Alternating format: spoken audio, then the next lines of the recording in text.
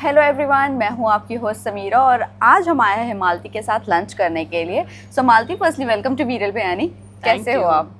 मैं अभी बेटर हूँ। बेटर। आज सुशीज मेरे सामने है, so और better हूँ। हमने देखा था आप सुशी खा रहे हो I love बाहर। sushis.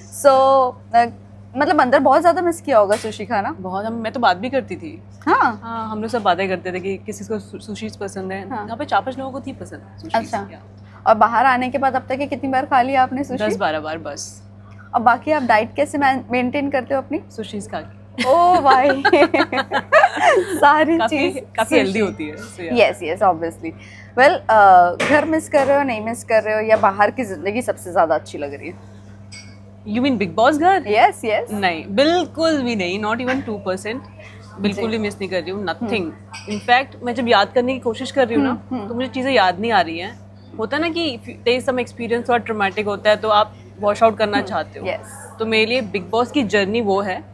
मुझे जो कहते हैं ना कि सफर इतना अच्छा नहीं रहा है पर मंजिल बड़ी अच्छी है, तो मेरे साथ वो हुआ है। तो मुझे लोगों का जो प्यार मिल रहा है मुझे बहुत अच्छा लग रहा है। बट वहाँ की यादें मैं इतना साथ में रखना नहीं चाहती हूँ, तो मैं उसके बारे में बात भी नहीं कर रही हूँ इंटरव्यूज में। बिग बॉस के बारे में यस आई नो, मैंने भी देखा है कुछ इंटरव्यूज। नहीं करनी है मुझे, ऐसे कुछ खास यादें हैं नहीं वहाँ। हैपनिंग नहीं है। चलिए बताइए, घर में जब गई थी तो वो कौन सी एक ऐसी डिश ऑलवेज बनती थी जो आपको नहीं पसंद आती थी खाने में? कैप्सिकम। ओ मतलब I don't like capsicum. And जब मेरा भाई आने वाला था ना, तो मुझे ना पापा आने वाले हैं, कॉन्वर्सेशन चल रहा था। तो मैम ने पूछा कि क्या बनाऊं? हाँ। तो मैंने कहा आपको जो मन करे। उनको पता मुझे कैप्सिकम पसंद नहीं है, तो उस दिन उन्होंने कैप्सिकम बनाई थी। ओ, भाई को पसंद है? किसी को भी पसंद नहीं है, तो मुझे कैप्सिकम पसंद ही नहीं है बिल्कुल भी। और क्योंकि बहुत आता था राशन में कैप्सिकम, बहुत बनता भी था। लेकिन कुनिका मैम ने सबसे बहुत ज्यादा भाजी वजी सब साफ करवाई है ना? आपका एक्सपीरियंस है साफ करने का भाजी वजी? नहीं, क्योंकि उन्होंने मेथी तो सबसे ज्यादा साफ करवाई है। नहीं, मैंने नहीं किया उनका मेथी भाजी साफ।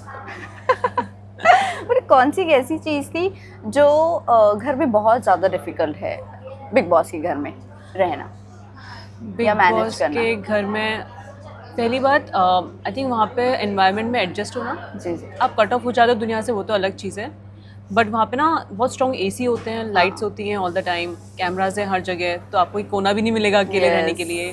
प्लस यहाँ बेडरूम है, यहाँ लिविंग रूम है और यहाँ वॉशरूम है। तो अगर वॉशरूम जाना है तो पूरा घूम के लंबा जाना पड़ता था। करेक्ट। तो कभी लगता था रोक के रखो, जरूरत पड़ने पे जाएंगे। आप काफी बार वहाँ पर बीमार पड़ी है, और क्या वो ठंडी ही वजह थी कि आपको बहुत ज्यादा ठंडी लग जाती थी इसी वजह से आप बीमार पड़ गए? मतलब मुझे ठंड काफी लगती है जी। तो आई थिंक ठंड एक, आपने मेरे को देखा होगा फर कोट पहन के ब्लैक वाला जो है, वो बिकॉज ऑफ ठंड में पहनती थी। कुछ भी ड्रेस डालती थी, ठंड लगती थी, ऊपर से वो पहन लेती थी because it is very warm. दूसरा, मैं पीरियड्स में काफी बीमार हुई। तो मेरे को एडेनोमायोसिस है। अच्छा। तो उसमें ना बहुत एक्सट्रीम पेन होता है पीरियड्स में। सो 2-3 दिन चले जाते मेरे, और वहाँ पे कोई हेल्प भी नहीं कर रहा था मेरी। तो बाद में तान्या ने की थी एक दिन हेल्प। तो I think that was very tough time. और दूसरा, एक बार फीवर आया था और कोल्ड की वजह से ही आया था। Yes, it was a cold.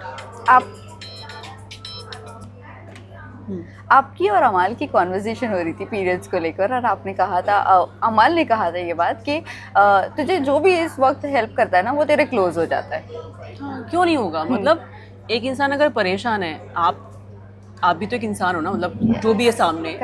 अगर आप मेरी हेल्प नहीं कर रहे हो और एक इंसान हेल्प कर रहा है, तो मैं उसको दोस्त क्यों नहीं मानूं? मतलब क्या करूं? मतलब मुझे उस टाइम पे हेल्प चाहिए, ठीक है? आप मेरे दोस्तों की हेल्प नहीं कर रहे हो, और एक इंसान जो मेरा दोस्त है वो मेरी हेल्प कर रहा है, बराबर। तो what I should be grateful for that. तो मैं ग्रेटफुल रहूंगी और मैं उस इंसान की भी हेल्प करूंगी। सो मैंने ये नहीं कहा था कि मेरा दोस्त बन जाता है, but I am grateful for that, and मैं उसकी वापस रिटर्न करना चाहूंगी वो फेवर। तो मैंने ये कहा था उसको। और ये बहुत जेन्युइन सी चीज़ है, कोई आपकी हेल्प कर रहा है, आपको हेल्प वापस करनी चाहिए। अगर आप नहीं कर रहे हो तो आप बहुत मीन हो। और अगर अपने दोस्त की हेल्प नहीं कर रहे हो तो भी आप मीन हो। तो आप एक मीन हरकत करके मुझसे बोल रहे हो कि आप क्यों अच्छा कर रहे हो। और उस सिचुएशन में हेल्प मिलना वो बहुत बड़ी बात है, और रिस्पेक्ट आ ही जाती है सामने वाले के लिए। कि उसने हेल्प की है मेरी, तो मैं भी उसकी हेल्प करूंगी। चलिए आते हैं आपकी दादी माँ पर। आप अपनी दादी से बड़ा प्यार करती हो। कोई दादी के हाथ की ऐसी डिश जो आपको याद हो और आप खाना पसंद करती हो हर टाइम? याद ही नहीं मुझे दादी ने लास्ट टाइम कुक कब किया था, बट आई थिंक आलू की सब्जी बड़ा अच्छा बनाती थी दादी। बहुत पहले खाई थी मैंने बचपन में, तो कुक ही नहीं करती है दादी। अब मतलब वो वैसा टेस्ट कभी मिला है? नहीं, दादी का टेस्ट होता था ना सब्जी का, वो गांव वाला जो था, गांव में एकदम बनाते हैं देसी आलू के देसी। रसे की सब्जी, वो वाला। सो काफ़ी टाइम हो गया, दादी इज़ नाउ 85, तो उन्होंने काफ़ी पहले कुकिंग की थी, अभी तो याद नहीं है मुझे ज़्यादा कुछ और कुक किया हो। आई थिंक वो आलू का रसा वाली सब्जी, और वो नहीं होता जो ऐसे चूल्हा यू नो, यस यस चूल्हा ही यस, बोलते हैं ना हाँ उसको, हाँ, चूल्हे में रोटी, करेक्ट, चूल्हे की बनी हुई रोटी, मट्टी के चूल्हे की। हाँ मट्टी के चूल्हे की। बहुत मजा आती है खाने, देसी खाना, मतलब आप देसी खाने की लवर हो। हाँ, मतलब मैं तो गांव जाती थी तो हमेशा इतना सारा घी रखते थे मेरे लिए, तो देखा आई डोंट नो शो में आया कि नहीं आया, तो मैंने घी और रोटी बहुत खाई है। नहीं दिखा है? नहीं दिखाया? नहीं नहीं नहीं नहीं। तो वहाँ पे ना जैसे घी का शॉर्टेज रहता था, तो एक ही डब्बा मिलता था, तो मैं ना उसमें से घी लेती थी, तो मतलब खुरिका में लेने नहीं देती थी, छीन लेती थी। तो जब वो चली गई तो मैं घी और रोटी बहुत खाई मैंने वहाँ पे। ओके। तो मुझे रोटी में घी डाल के खाना बहुत, मतलब बहुत सारा घी डाल के 2 चम्मच पूरा, अच्छा। और बस रोटी और घी खाती हूँ। हमारे यहाँ पर ना गुजरात में वैसे खाते हैं, घी गुड़ और रोटी, ये हाँ, 3 का मिक्सचर होता हमारे है, यहाँ भी खाते हैं वैसे ही खाते हैं ना। हाँ। हाँ। सो मैंने वो I think I love that. So मैं हूँ शौकीन हूँ इंडियन खाने की, वाओ, देसी खाने की। देसी खाने की ज्यादा। यस। वेल मम्मी, आपने सबका जिक्र किया, भाई का जिक्र किया, डैडी का, मम्मी का जिक्र कभी भी नहीं किया, क्यों ऐसे? किया ना मैंने मम्मी का, वन लाइनर्स में जो वन लाइनर्स में, हाँ। वन लाइनर्स का जो टैलेंट है मम्मी से आया है, जो क्रिएटिव साइड है वो मम्मी से आई है। ओके। बट मेरा मम्मी का बहुत ज़्यादा इंटरेक्शन नहीं होता इस लेवल पे कि जो हमारी बातें हो रही थी उसमें मम्मी का नाम नहीं आया, क्योंकि मम्मी थोड़ी ऑर्थोडॉक्स है। अच्छा, मम्मी अच्छा। बहुत पूजा पाठ करती हैं, ओके। और मैं स्पिरिचुअल हूँ, तो मैं पूजा पाठ नहीं करती हूँ। और हमारे इंटरेक्शन बहुत वैसे नहीं रहे हैं कि मैं कोई कहानी हो, स्टोरी हो, मैं बताऊँ। हाँ। ऐसे और मम्मी का जिक्र किया है मैंने 1-2 बार। अच्छा। हाँ, जैसे कोई लड़का था छोटा हाइट में, तो मैं उससे मिली किसी काम से, मम्मी को लगा कि अरे ये लड़का मतलब कोई वो तो नहीं है कि मुझे इंटरेस्ट है। मैंने मम्मी को समझाया, but then she was scared कि मैं किसी लड़के से शादी कर लूंगी, इसकी हाइट छोटी होगी। तो हमारे झगड़े हुए। अच्छा। मतलब मम्मी ऐसे बोल रही थी शादी मत करना किसी छोटे हाइट के लड़के से। मैंने कहा अरे तो इस टाइप से मम्मी फनी है, बट ऐसी कोई बात हुई नहीं घर के अंदर कि मैं मम्मी का ये वाली बात हुई थी, मुझे पता नहीं बाहर आई कि नहीं आई। नहीं, मतलब मोस्टली आपकी मम्मी का जिक्र नहीं सुना मैंने। नहीं, मम्मी के वन लाइनर्स भी बड़े अच्छे होते हैं। मैंने मेंशन किया था, बट मे बी इतना ज़्यादा नहीं किया कि आया हो शो में। चलिए बताइए, ये डैडी के साथ सबसे ज़्यादा वक्त बिताया है, if I am not wrong, so daddy का क्या कभी उनको कुकिंग वगैरह आती है, और डैडी के हाथ की कौन सी चीज़ सबसे ज़्यादा पसंद है आपको? मेरे घर में पापा ही कुक करते हैं। Oh wow. So I think 13 years से जब पापा मम्मी अलग हो गए, तो पापा ही कुक करते हैं घर में, और जो हेल्पर्स होते हैं बाकी काम करते हैं, बट कुकिंग पापा ही करते हैं। हम पापा के हाथ का खाना खाने ही जाते हैं घर में। मतलब और पापा सबको खिलाते हैं, अपने दोस्तों को इनवाइट करते हैं, कभी कभार तो पूरे खानदान को इनवाइट करते हैं खाने पे, और खुद कुक करते हैं। सो मेरे पापा बहुत अच्छे कुक हैं, वाओ, और फेमस है उनका हाथ का खाना। मतलब भाई भी इंडियन क्रिकेट टीम में है, पापा भी Indian force, navy, army, air force में, yes, sorry, I am sorry, but दोनों जनों ने आपकी फैमिली के आधा पार्ट इंडिया को ही रिप्रेजेंट करा। Why not you? मतलब यहाँ पर शोबिज इंडस्ट्री में आने का क्या शौक था? मैंने कहा ना, एक क्रिएटिव साइड थी मेरी मॉम से जो आई। सो मुझे also when you want to express yourself, तो आपने देखा होगा मैं इतनी वर्बल नहीं हूँ। शो में भी मैं कभी ऐसे रोक के कुछ नहीं बताया, राइट? सो मेरे ये तरीके हैं एक्सप्रेस करने के, तो मुझे क्रिएटिव इंडस्ट्री हमेशा से अट्रैक्ट करती है, that you can write, you can make something, आप इस मीडियम के थ्रू पूरी ऑडियंस तक पहुँच सकते हो, मतलब मास में पहुँच सकते हो। सो वो, और इसमें ना you can use it in a very good way also to send right message also. Correct. तो मुझे इसलिए अट्रैक्ट करती है, where I can express myself and I can reach to so many people. So मुझे I think इसलिए interest था, क्योंकि life में ना एक टाइम था बचपन में जब मेरे कोई दोस्त नहीं थे, मुझे कहीं जाना अलाउड भी नहीं था, तो टीवी के थ्रू ना मैं दुनिया जानती थी। तो मैं कुछ भी शो देख रही हूँ, कुछ भी मूवी देख रही हूँ, तो उसके थ्रू ना काफ़ी इन्फॉर्मेशन भी मिलती थी। करेक्ट। सो मुझे ना बचपन से इंटरेस्ट है इस मीडियम में, क्योंकि you get lot of information, messages and morals in life. तो I think that interest is there because of that also. So Malti ji, मुझे ये बताइए, आप अपने दोनों भाइयों में से सबसे ज़्यादा लाड़की किसकी हो? दीपक जी की? हाँ, दीपक सिबलिंग है। राहुल मेरे चाचा और मासी का बेटा है। ओह अच्छा। So is more than a cousin. तो आई थिंक लाडली तो मैं दीपक की होंगी, क्लोज भी दीपक के हूँ। हाँ, तो मुझे ऐसा लग रहा था कि आप सगे भाई बहन हो। दीपक और मैं राहुल। सगे नहीं, राहुल मेरे चाचा मासी हाँ, का अभी बेटा पता चला मुझे। है। अच्छा, पर वो सगे भाई जैसा ही है। यस, हाँ, तो हम आपने वैसे ही जिक्र किया है। हाँ, तो उसको भाई मानती हूँ मैं। बट अगर आप ऐसे पूछो ना कि सगा मतलब टाइम किसके साथ स्पेंड किया है, तो दीपक के साथ ऑब्वियसली, Correct. बिकॉज वो साथ में रहा है ज़्यादा। क्योंकि राहुल आगरा में रहता था, हम लोग पापा के साथ रहते थे, पापा एयरफोर्स में थे। हाँ, हाँ। तो दीपक इज मोर क्लोज। आपको शायद से फैमिली के साथ बहुत ज़्यादा अटैचमेंट है, वो चीज़ हमें फैमिली वीक में दिखी थी। किसी ने नोटिस की नहीं कि पता नहीं, बट मैंने एक चीज़ की थी नोटिस सबने। वेल, सबकी फैमिली आ रही थी और आप अपने पापा का इंतज़ार कर रहे थे, लेकिन पापा नहीं आए, भाई आया। क्या कहना चाहोगी वहाँ पर जब पापा नहीं आए थे? कुछ ऐसी हार्ड फीलिंग थी? पहले तो मुझे लगा पापा सही है कि नहीं, पापा नहीं आए। हाँ, क्योंकि दीपक मुझे छोड़ने आया था ना शो में, तो आई थॉट कि दीपक के तो मैचेस चल रहे हैं, रणजी चल रहा था उस टाइम पे, तो दीपक को टाइम नहीं मिलेगा और मोस्टली पापा ही आएंगे। और मैं पापा का नंबर देकर आई थी और पापा को बोल के आई थी अगर बुलाएंगे तो आप और दादी आना। Wow. So I was expecting कि पापा ही आएंगे। तो पापा नहीं आए तो मुझे लगा कि भाई मैं तो वहाँ घर में बंद हूँ ना, पता नहीं बाहर क्या चल रहा है, इज पापा फाइन और not. Deepak told me he is fine and he told me that he is working there and he did not come, क्योंकि पापा ना बहुत स्ट्रिक्ट है और बहुत कोच है पापा। अच्छा, yes. तो दिन में 200-300 बच्चों की डांट लगाते हैं। तो पापा has that aura also and पापा वहाँ पे आते हैं और सबको डांटते अच्छे नहीं लगता। करेक्ट, इसीलिए पापा नहीं आए। इसीलिए पापा नहीं आए। पापा ना पापा ने कहीं बिग बॉस नहीं देखा। हाँ। पापा ने बहुत पहले थोड़ा देखा था बिग बॉस श्वेता तिवारी के टाइम पे, and then he was when I got offered so many times, so he told me go do the big boss. अच्छा। पर मैंने नहीं जाती थी बिकॉज फॉर्मेट की वजह से। मुझे लगता है झगड़े का फॉर्मेट है, मेरा नेचर है नहीं झगड़े करने वाला। तो जब मैंने पापा को बताया मैं बिग बॉस में जा रही हूँ तो पापा वॉज हैप्पी।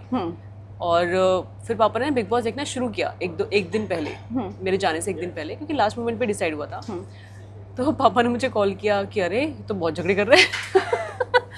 अब मुझे चिंता हो रही है कि डील कैसे करेगी, बिकॉज मेरा नेचर नहीं है झगड़े करने वाला।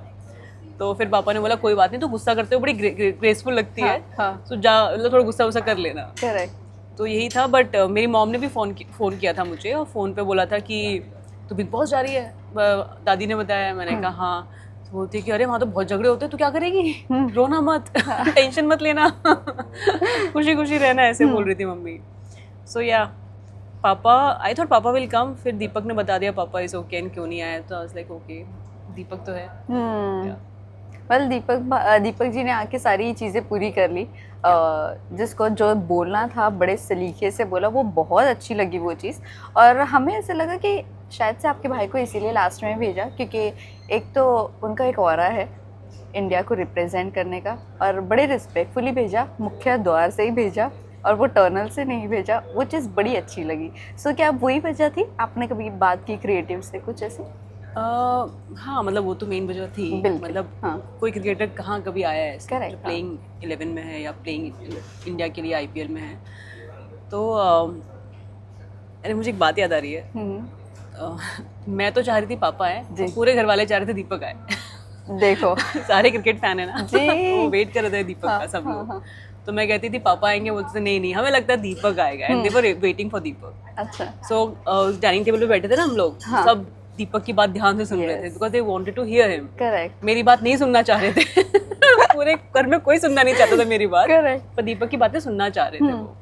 सो ऑब्वियसली क्रिएटिव्स ने जानबूझ के ही भेजा होगा, एंड में भेजा था। मैंने ऐसे बात तो नहीं किया वहाँ से निकलने के बाद कि ऐसे क्यों भेजा एंड में, बट अंडरस्टूड है वो तो कि सबसे डिफरेंट पर्सनैलिटी थी मेरा भाई है, मतलब सो उसको इसलिए भेजा था एंड में। प्राउड मोमेंट आपके लिए, प्राउड मोमेंट था वो भाई का। ऑब्वियसली कभी ऐसे प्राउड फील होता है कि भाई इंडिया को रिप्रेजेंट कर रहा है, पापा एयरफोर्स के हैं इंडिया के लिए, कितना प्राउड मोमेंट फील होता है? हर सारी चीज़ों को जब कोई बोलता भी है, बातें भी करता है, आपकी भाई की जिक्र करना हर बार मैच को लेकर, कितना प्राउड फील होता है? अब तो लाइफ का पार्ट हो गया है। पर जब ये शुरू हुआ था, जब दीपक ने खेलना शुरू किया था, तब फीलिंग बहुत नई थी।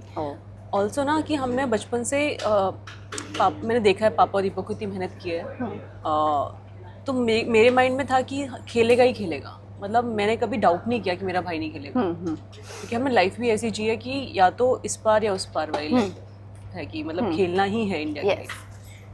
तो जब वो मोमेंट आया कि दीपा ने इंडिया के लिए खेला, so I think that time things change. मतलब फाइनेंशियल कंडीशन सही हो गई घर की, और वो नाम भी मिला जो हम चाहते थे, और ऑब्वियसली नाम काम से मिला है। बिल्कुल। तो I mean you were so proud. मतलब मैं तो जब भी जाती हूँ, मेरे भाई जो साथ में होता है उसके बारे में बात होती है, लोग इतना अप्रिशिएट करते हैं उसको, तो मुझे बहुत अच्छा लगता है। आई मीन कहाँ ये मौका मिलता है कि आपके दो भाइयों की तारीफ हो रही है हर जगह, हर कोई जानता है उनको। It's a very proud moment every time when people speak about them. कभी आपको ऐसे शौक आया कि आप कोई इंडियन स्पोर्ट्स में पार्ट लो और रिप्रेजेंट करो इंडिया को? कभी ऐसा जहन में कभी आया, या पापा ने कभी बोला? नहीं, पापा को था कि एक बच्चा है ना जो कर रहा है, हाँ। तो दूसरा पढ़ाई पे ध्यान दे, ऐसा था पापा का। बट मैं नेशनल्स खेली हूँ, short put, high jump, 100-200 metre. Athletes? हाँ, एथलीट थी मैं। बट वो मैंने इतनी मेहनत नहीं की थी उसके लिए। ये तो आई थिंक हमारे जेनेटिक्स में है कि हम लोग स्पोर्ट्स में अच्छे हैं। तो मम्मी के साइड भी और पापा के साइड भी, दोनों ही साइड स्पोर्ट्स में लोग अच्छे हैं। सो इसलिए हम लोग अच्छे थे, नेचुरली मैं अच्छी थी। उसके बाद मैंने मेहनत नहीं की, मैंने पढ़ाई पे मेहनत की। और मम्मी का क्या मोटिव रहता था आपके लिए? मम्मी का होता था घर का काम सीख, इसलिए मैं अच्छा काम कर पा रही थी बिग बॉस में। मम्मी ने ही खाना बनाना सिखाया, पापा ने ही खाना बनाना सिखाया। तो उनको लगता था कि हाउसवाइफ थी ना मम्मी, और गाँव से आई थी, तो उनको लगता है कि लड़कियों को तो यही काम करना पड़ता है कि हाउसवाइफ बनना पड़ता है। तो मुझे ना काम सिखाती थी, मुझे सिलाई, बुनाई, कढ़ाई सब आती है। मैंने सब सीखा है, मेरी माँ ने सब सिखाया है मुझे। Multi talented girl. बस सिखाया है, करवाया नहीं है। हाँ। जैसे 1-2 बार करवाया और मैं सीख जाती हूँ, मैं फास्ट लर्नर। तो मम्मी ने तो मुझे ऐसे हाउसवाइफ के लिए प्रिपेयर किया था। मैं कहती थी क्या सोच रही हूँ मम्मी, बट देन ओके, मम्मी को लगता था। अभी भी बोलती हैं कि शादी के बाद ये करना पड़ेगा। मैं कहा क्यों करना पड़ेगा? तो मम्मी ने यही सिखाया था, मम्मी का यही एम था कि सब चीज़ आनी चाहिए लड़की को। 1-2 पर्सनल सवाल पूछूं, चलेगा? पूछो। मम्मी से रिगार्डिंग और फादर से रिगार्डिंग है। अभी जैसे आपने कहा ये लोग पार्ट 13 ईयर्स से। यस, 13 ईयर्स से। तो ये जब सेपरेशन वाली बात आप लोगों के बीच में आ रही थी, तो मैं आपसे जानना चाहती हूँ एज अ चाइल्ड क्या कुछ दिमाग में चलता है? क्योंकि हम अभी देखते हैं कुछ बच्चों को तो वो ट्रॉमा में चले जाते हैं या डिप्रेशन में चले जाते हैं सेपरेशन से। ऐसी कुछ होता है चीज़ें? यहाँ पे थोड़ा उल्टा था, हमने ही कहा था अलग रहते हैं। बिकॉज ऐसे क्यों? क्योंकि इतने झगड़े हो गए थे, मतलब we couldn't take it anymore. अच्छा। सो वी लाइक कि अलग अलग अगर रहते हैं तो ज़्यादा बेटर है। लोगों को खुश रहना चाहिए, because we did not have time for झगड़ा at all, and there many other things which I can not tell here. तो मोस्टली झगड़े की वजह से वी थॉट कि इट्स बेटर कि अलग अलग हो जाए। और किसने किसके साथ रहने के लिए डिसाइड किया था? आप मम्मी के साथ या भाई मम्मी पापा के साथ रहते थे, बिकॉज पापा पहले से ही। और इसीलिए पापा के साथ ही रहना प्लान किया? पापा से ज़्यादा इंटरेक्शन होता है। मम्मी से मिलते हैं हम लोग, दिन में डेली मिलते हैं, मम्मी से फ़ोन पे बात होती है, बट रहना इतना पॉसिबल है नहीं उनके साथ। ओके। चलिए, आपके स्टेटस अगर मैं जानूँ, रिलेशनशिप स्टेटस, तो आप किस तरह का लड़का देख रही है? कुछ बताना पसंद करोगे या अभी रिलेशनशिप में हो किसी के साथ? नहीं हूँ, किसी के साथ रिलेशनशिप में नहीं हूँ। लड़का अच्छा होना चाहिए, सपोर्टिव होना चाहिए, इंटेलिजेंट होना चाहिए, और मुझे बहुत बहुत ज़्यादा प्यार करे तो या that would be cherry on the top. Cherry मतलब वो तो इम्पोर्टेंट है, not yes why not. Personality अच्छी होनी चाहिए, that would be cherry on the top. और फिर कुछ और नाम और ऑरा भी होना चाहिए उसके साथ साथ? हाँ। या ठीक है? ऑरा तो होना चाहिए भाई। वो तो इम्पोर्टेंट है भाई, ऑरा इज मस्ट, है ना? फिर भी आप कहाँ से देखना पसंद करेंगे? पॉलिटिशियन? मुझे बहुत गुड लुकिंग लड़के पसंद नहीं है। अच्छा। But I like boys with good personality. मतलब लुक्स अलग चीज़ है, पर्सनैलिटी अलग चीज़ है। So I am not about looks but the personality, और ऑरा पर्सनैलिटी से आता है, लुक्स से नहीं आता। Correct, right. तो वो यहाँ पर आपके ऊपर मिसाल सही बैठती है कि सूरत अच्छी होने से सब कुछ नहीं होता, सीरत अच्छी होना चाहिए। वेल, पापा कोई देख रहे लड़का वड़का? पापा के बस की है नहीं मेरी लड़का ढूंढना। ओ भाई, मतलब बहुत ऐसा पापा बोलते हैं। अच्छा। और भाई? भाई क्या भाई देख रहे हैं लड़का? भाई देखता है, भाई को समझ ही नहीं आता। अभी आजकल ना लॉयल्टी बहुत मुश्किल है। करेक्ट। वहीं पे सारी चीज़ फंस जाती है लॉयल्टी पे। मतलब काफ़ी चीज़ें मैच होती है पर लॉयल्टी नहीं होती, जहाँ पे लॉयल्टी मिली थी तो मुझे इंटरेस्ट नहीं आया इतना, तो मतलब यही। आपके बहुत सारे किस्से रहे हैं शायद से रिलेशनशिप को लेकर, आपने अंदर नहीं। प्रणीत से बहुत सारी बातें डिस्कस करती रिलेशनशिप रही की है। बात नहीं की थी। हाँ। कोई लड़का मिलता है, जी, जी। अप्रोच करता है, बातें होती हैं, उसके बाद टाटा बाय बाय, मतलब रिलेशनशिप की बात नहीं कर रही नहीं थी यार। मैं। उसकी रिलेशनशिप की तो बात ही नहीं की मैंने उससे। हम्म। मैंने बात की है when you see a guy, as in when you meet a guy and try to know each other and then you realise कि नहीं ये तो काम नहीं करेगा, हाँ हाँ। उसकी बात की है मैंने। आपकी और प्रणीत के पीछे में बड़ी नॉटी बातें होती थी। नॉटी? हाँ। वो नॉटी कर देता था नॉर्मल बातों को। वो असली लौंडा है। और वही नॉटीपन शायद से बाहर भी लोगों को पसंद आ रहा था। तो ये सच में आप नहीं करती थी? आपने कहा था एक स्टेप आगे बढ़ते हैं, फिर आगे बढ़ते, वहां पर बैठ के शहबाज ने भी हंस दिया था वो बात पर, आपको अगर याद नहीं, आया था? अरे वो बात नहीं थी। मैंने कहा था कि मैं डेट पे गई, हाँ फिर डेट पे गई, बात थोड़ी आगे बढ़ी, हाँ। ठीक है। तो बात थोड़ी आगे बढ़ी मतलब कि किस विस किया होगा, राइट, इतना ही था बस, अच्छा। उसका मतलब था। बट मैंने कहा बात थोड़ी आगे बढ़ी, तो बोलता क्या बढ़ी? अब मुझे नहीं पता था कि वो टांग खींच रहा है, तो मैंने कहा थोड़ी सी बढ़ी। फिर उसके बाद उसने दोबारा बोला, तीसरी बार बोला, तो उन्होंने उस चीज को रिलेट कर दिया उस चीज से। हाँ। I'm like यू क्या करते हो तुम लोग? सो कभी कभार मैं नॉर्मली बात कर रही होती हूँ, मतलब मोस्टली नॉर्मली बात करती थी, वो उसको ऐसे बना ट्विस्ट कर ले रहे। That's Praneet for you. But आप क्यों ऑफेंड हो जाती थी बाद में? मतलब भाई के आने के बाद ना उनकी बातों को लेकर आप थोड़ी सी ऑफेंसिव हो गई थी, उनके जोक्स को लेकर। प्रणीत के? नहीं, भाई के बाद नहीं हुआ था ये। जब शहबाज ने बदतमीजी करना शुरू किया ना हमाल के लिए, तो वीकेंड के बार पे बोला था कि इसमें ना फरहाना और प्रणीत का भी हाथ है। हाँ। तो फिर मुझे याद आ रही थी, इसने भी एक दो बार कमेंट किया, घर में सब बोलते थे हर चीज़ के लिए। सो मैंने उसको मना किया कि तू जो भी बोलेगा मेरे बारे में मत बात करना, क्योंकि मैं गुस्सा हूँ। और प्लस जो लिविंग एरिया में सोफे पे बैठने की जगह कोई स्टैंड नहीं लेता था वहाँ पे मेरे लिए। सो मेरे को था कि एक ही दोस्त है, वो भी स्टैंड नहीं ले रहा है मेरा। सो मैं उसकी वजह से, मेरे भाई की वजह से ऑफेंड नहीं हुई थी प्रणीत से। वो तो उसकी बाद में उसको नोटिस कर रही थी, तो मैं गुस्सा आ रहा था कि भाई मेरा भाई बोल के क्या एक ही दोस्त है, मैं उसको दोस्त मान रही हूँ और वो स्टैंड नहीं ले रहा है। अच्छा, तो ये था। उसकी वजह से थोड़ा सा हो गया। हाँ, भाई की वजह से तो मैं अमल पे गुस्सा हुई थी, नॉट ऑन प्रणीत। लेकिन आपको कभी वो जहाँ पर काउच पे सारे बैठे रहते थे वीकेंड के बार पे, आप वहाँ पर क्यों नहीं बैठती? कोई आपको जगह ही नहीं देता था? क्योंकि एक बार हमने नोटिस किया था, वो आपको मेरे फरहाना बर्थडे पे बैठी थी। हाँ फरहाना, हाँ बर्थडे पे बैठी थी मैं, और एंड में बैठी थी। क्यों पीछे बैठती थी आप?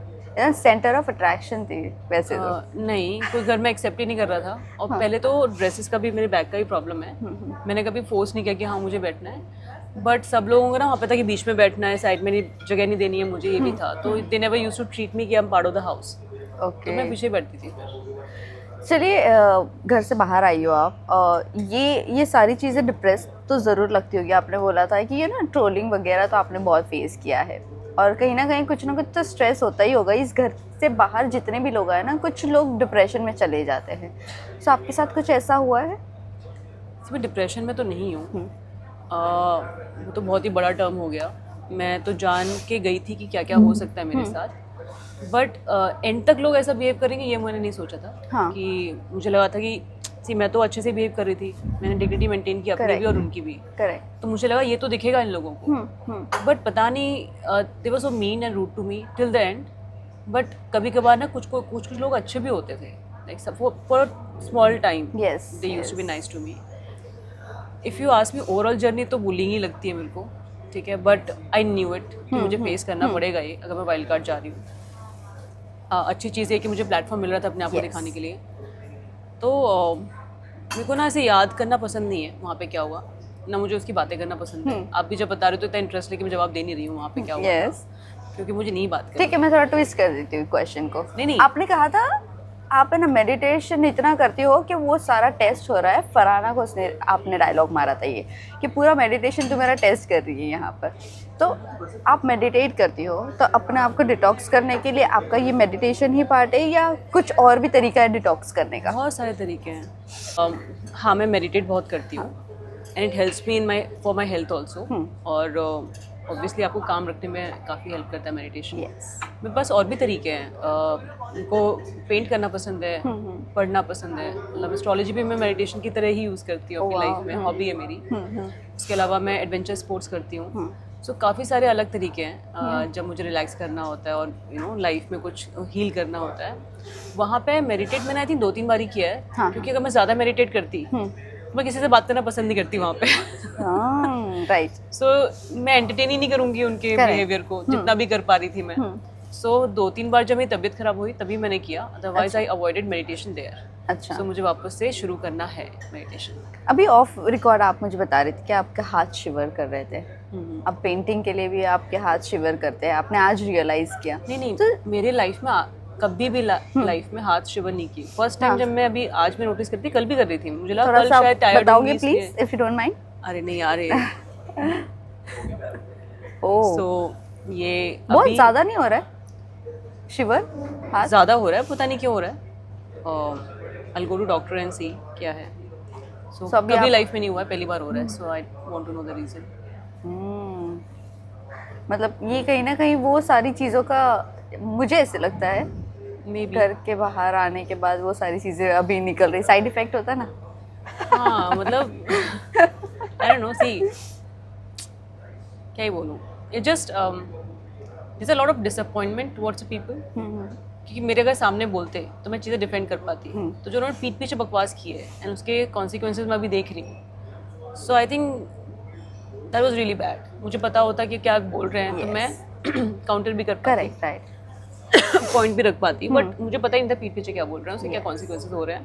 एंड लोगों को ना, जो भी जिनका भी फैन बेस है, उनको समझना चाहिए कि आप ठीक है एक इंसान के फैन हो, आप तो डिग्निटी मेंटेन करो ना। Correct, right. वहाँ पे लोगों ने नहीं की, आप तो करो। आपको फैक्ट्स भी नहीं पता क्या है क्या नहीं, आप जानना भी नहीं चाह रहे हो, आप बस अपनी लाइफ की भड़ास कहीं और निकाल रहे हो बिना मतलब के। सो बी नाइस। सो मैं ना कमेंट्स पढ़ती हूँ, अवॉइड ही करती हूँ, बट होता है ना कि आप जितना भी अवॉइड करो आप एक्चुअली अवॉइड नहीं कर सकते। नहीं, बेटर तो है अवॉइड करना, बट एक्चुअली अवॉइड नहीं कर सकते। तो आई थिंक कहीं ना कहीं तो आप इफेक्ट होते ही हो। राइट। बट अगर मालती मैं पूछूं आपसे ये इंडस्ट्री में आने के बाद एक ऐसा आपके लिए टर्निंग पॉइंट जो आपके शायद से करियर का ग्राफ ही चेंज कर दिया, वो कौन सा टर्निंग पॉइंट था? ये बताइए, एस्ट्रोलॉजी आपने कैसे सीखा और कब सीखा? आपको कब लगा कि आपको सीखना चाहिए? यस, मैंने लाइफ का आपकी इंडस्ट्री का टर्निंग पॉइंट कौन सा? इंडस्ट्री का टर्निंग पॉइंट एक तो था जब मैं क्रिकेट मैच में वायरल हो गई थी। सो उस टाइम ना मैं मॉडलिंग ज़्यादा करती थी। सो जब मैं वायरल हुई तो मुझे सोशल मीडिया का काम बहुत आने लग गया, तो मुझे लगा कि मैं मॉडलिंग बंद करके एक्टिंग पे ध्यान दे सकती हूँ। फिर मैंने फिल्म मेकिंग सीखी, एक्टिंग पे ज़्यादा ध्यान दिया, मुझे काफ़ी सारे प्रोजेक्ट्स मिलने शुरू हो गए थे एक्टिंग के। आई think that was one turning point. Okay, and I hope कि ये भी एक टर्निंग पॉइंट हो। Hope yes, why not. और एस्ट्रोलॉजी कैसे सीखी आपने? कोविड में। ओह, मतलब इंटरेस्ट कैसा आया? सो मेरे पापा एस्ट्रोलॉजर हैं, तो मैं बचपन से पापा को देख रही हूँ एस्ट्रोलॉजी करते हुए। ओके। बट मैं साइंस स्टूडेंट थी, तो मुझे लगता था कि एस्ट्रोलॉजी इतनी मतलब ऐसी होती है, ऐसा कुछ लॉजिक नहीं है इसके पीछे। पर मैंने ना पापा से ओवर द टाइम, जब मैं पापा को प्रिडिक्शन देखती थी पापा के, बाकी लोगों की कुंडली देखते हुए, मैं अपने दोस्तों की कुंडली दिखाती थी बिना नाम बताए ये कौन है। पापा जो प्रिडिक्ट करते थे उनके बारे में बड़े एक्यूरेट होते थे, तो मुझे इंटरेस्ट आने लग गया एस्ट्रोलॉजी में। तो फिर कोविड में मेरे पास बहुत टाइम था, इंडस्ट्री बंद हो चुकी थी, काम कुछ हो नहीं रहा था। तो तब मैंने 2-3 चीज़ें की थी, पापा से रिक्वेस्ट किया कि मुझे एस्ट्रोलॉजी पढ़ा दें। तो पापा ने पहले बोला कि अरे तेरे पास इतने सारे काम है, तुझे एस्ट्रोलॉजी क्यों पढ़नी है, क्यों अपना टाइम वेस्ट कर रही है, अपनी चीज़ों पर ध्यान दे। फिर मैंने पापा को बोला, पापा एक बात बताओ, आपने 30 ईयर्स दिए इसको, इस नॉलेज को पाने में, और एक दिन आप नहीं रहोगे दुनिया में, और ये नॉलेज आप लेके चले जाओगे अपने साथ, क्या फ़ायदा, मुझे ट्रांसफ़र कर दो ना। ओह, ब्लैकमेल। पापा कहते हैं बात तो सही कह रही है ये। तो फिर पापा ने मुझे पढ़ाना शुरू किया। Oh wow. To be honest Sameera, अगर पापा नहीं होते ना एस्ट्रोलॉजर, तो मैं नहीं एस्ट्रोलॉजी सीख पाती। क्योंकि आई थिंक हर चीज़ के लिए पढ़ना, पापा के 30 ईयर्स का एक्सपीरियंस मुझे ऐसे मिल गया 2-3 सालों में। यस। सो आई थिंक अगर मैं अच्छे से कर पाती हूँ मेरे पापा की बदौलत है, अदरवाइज मैं कभी सीखती भी नहीं, पापा नहीं होते। अच्छा, आपने ना घर के अंदर लोगों के बहुत पाम रीडिंग की है, तो मुझे ये बताइए कि मैंने बहुत ऐसी सारी चीज़ें सुनी है, हम करवाते नहीं ये सारी चीज़ें, बट मैंने सुनी है, तो आपसे मैं जानना चाहूँगी, क्या ऐसी रेखाएं बदल जाती है किसी को दिखाने से? हाथ दिखाने से नहीं बदलती है रेखा। अच्छा। आपको अपने आप को कुछ चेंज करना पड़ेगा लाइफ में। अच्छा। एंड वो कंटिन्यूसली करना पड़ेगा अगर आपको लाइफ में थोड़े चेंजेस लाने हैं, और रेखाओं में रिफ्लेक्ट होते हैं वो चेंजेस। अच्छा। पर वो बहुत मेजर चेंजेस तो आप ला नहीं सकते अपने लाइफ में, तो मेजर लाइंस चेंज नहीं होती हैं। जो माइनर लाइंस होती है, माइनर चेंजेस हम इम्बाइब कर सकते हैं, वैसे ही हाथ में होता है कि माइनर लाइंस चेंज हो जाती हैं। ओह अच्छा। बट टेक्स टाइम, ऐसा नहीं है कि एक दिन में 2 दिन में, काफ़ी टाइम लगता है। अच्छा, तो अगर हाथ दिखाओ। मेरा हाथ तो आप कैसे? Left you? राइट ही। तो राइट हैंड दिखाओ।